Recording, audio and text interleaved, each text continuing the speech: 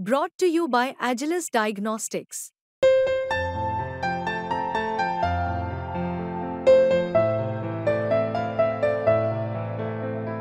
Agilus Diagnostics. Respected Dr. Shobha Bachao, Madam.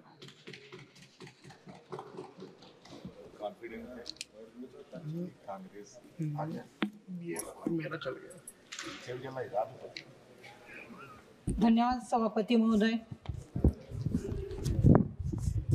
या सर्वोच्च सदनामध्ये मला आपण पहिल्यांदा बोलण्याची संधी या ठिकाणी प्राप्त करून दिलेली आहे. मी माझा मतदारसंघ धुळे महाराष्ट्र येथील मतदारांची खूप खूप आभारी आहे. त्याचप्रमाणे आमचे नेते राहुलजी गांधी, सोनियाजी गांधी यांची देखील खूप खूप आभारी आहे. सर्वप्रथम आरोग्याची देवता धन्वंतरी यांना मी वंदन करते आणि आज मी आरोग्य मंत्रालयाच्या अनुदानाच्या मागणीवरील चर्चेवर बोलण्यासाठी या ठिकाणी उभी आहे. सादर झालेल्या अर्थसंकल्पात महाराष्ट्र राज्यासाठी काहीही दिलेले नाही. यावेळी अर्थसंकल्पात आरोग्यावर भर दिला जाईल अशी अपेक्षा होती, परंतु घोर निराशा या ठिकाणी झालेली आहे.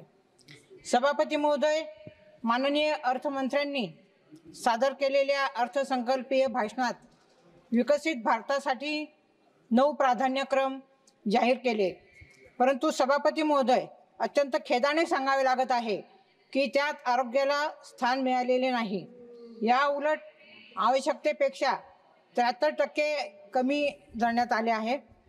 केंद्राचे आरोग्य बजेट दरवर्षी 3.3 लाख कोटी रुपये असायला हवे होते. या अर्थसंकल्पात 91,000 कोटी रुपये देण्यात आले आहे. हे गरजेच्या केवळ 27% आहेत. महाराष्ट्रातील केंद्र सरकारच्या अखत्यारीतील सर्व रुग्णालयांमध्ये जसे की GT hospital, KM hospital, Saint George hospital, JJ group hospital, Cama hospital इत्यादींमध्ये पायाभूत सुविधांचा अभाव आहे. उपकरणे नाहीत, पुरेसे आणि कर्मचाऱ्यांची कमतरता, यामुळे रुग्णांना अनेक समस्यांना तोंड द्यावे लागते. यासाठी केंद्र सरकारने तातडीने किमान 10,000 कोटी रुपये निधीची उपलब्ध करून द्यावा. अध्यक्ष महोदय, महाराष्ट्र आरोग्य विभागामध्ये 18,000 पदे रिक्त आहेत, ज्यात डॉक्टरांची 1,600 पदे आणि 16,400 इतर महत्त्वाचे पदे, मेडिकल व पॅरामेडिकल पदे ही रिक्त आहेत. ती सर्व पदे तातडीने या ठिकाणी भरावीत अशी मी या ठिकाणी मागणी करते. महाराष्ट्रात एकच एम्स रुग्णालय आहे, जे नागपूरमध्ये आहे. महाराष्ट्राच्या लोकसंख्येचा विचार करता मुंबई, नाशिक, धुळे आणि पुण्यातही एम्स रुग्णालयाची स्थापना होणे गरजेचे आहे. याचाही अर्थसंकल्पामध्ये समावेश करावा. उन्हाच्या झळा आणि पावसात दिवसभर गावोगावी आरोग्यसेवा देणाऱ्या महाराष्ट्रातील आशा वर्कर्सना राज्य सरकारकडून केवळ 6,000 रुपये मानधन देण्यात येते. केंद्र सरकारने केंद्रीय अर्थसंकल्पात तरतूद करून त्यांच्या सुरक्षेबरोबरच त्यांचा पगार किमान 20,000 रुपयांपर्यंत वाढवावा आणि त्यांचा प्रवास भत्ताही वाढवावा अशी माझी मागणी आहे. ऑस्टॉमी हा एक गंभीर असाध्य रोग आहे आणि भारतातही तो झपाट्याने वाढत आहे. हा गंभीर आणि असाध्य आजार अपंगत्वाच्या श्रेणीत आणण्यासाठी सामाजिक न्याय मंत्रालयाने याबाबत बिल सभागृहात आणावे. या आजाराची संपूर्ण माहिती आरोग्य मंत्रालयाकडे उपलब्ध आहे आणि इतर काही देशांमध्ये याला अपंगत्वाची श्रेणी प्राप्त झाली आहे. अध्यक्ष महोदय, आयुष्यमान भारत योजना PMJAY साठी या अर्थसंकल्पात जी काही तरतूद करण्यात आली ती 7,500 कोटी रुपयांची आहे, परंतु अनेक रुग्णालयांमध्ये या योजनेअंतर्गत उपचार दिले जात नाहीत. माझी मागणी आहे की सरकारी रुग्णालयांबरोबरच सर्व खाजगी रुग्णालयांमध्येही ही योजना लागू करावी. अध्यक्ष महोदय, जागतिक आरोग्य संघटनेनुसार भारत सरकार आणि इतर देशात 2023 मध्ये आरोग्यावर GDPच्या किमान 3.2% खर्च करतात, तर अमेरिकेत हा आकडा 16% होता. भारताने भारताचे शेजारी नेपाळ, चीन आणि भूतानही या बाबतीत पुढे असल्याचे दिसून येत आहे. पण महोदय, मी अत्यंत खेदाने सांगू इच्छिते की आरोग्यावरील खर्चाच्या बाबतीत भारत मागे आहे.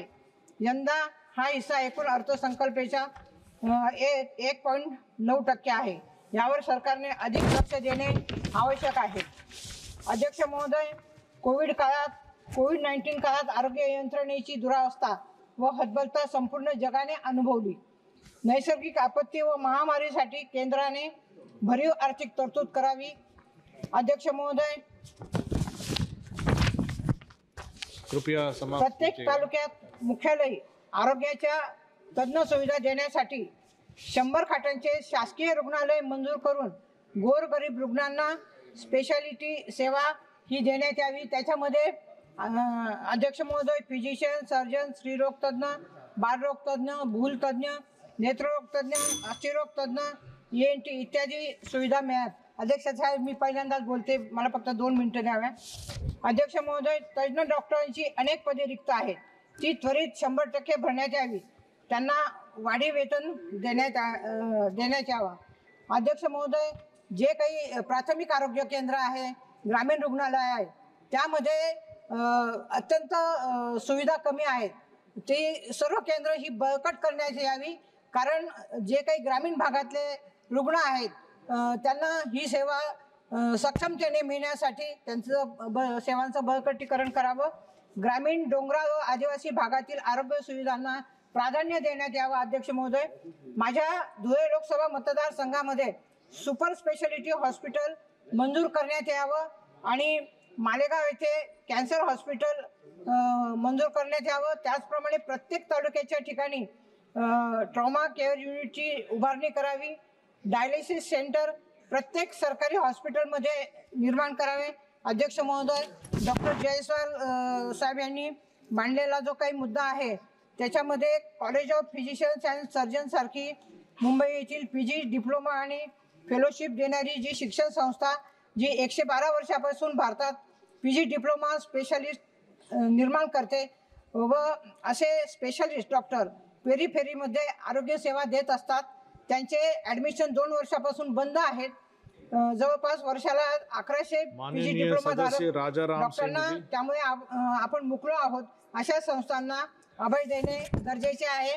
अध्यक्ष महोदय, आरोग्य धनसंपदा, हेल्थ इज वेल्थ असं या ठिकाणी मला सांगावंसं वाटतं.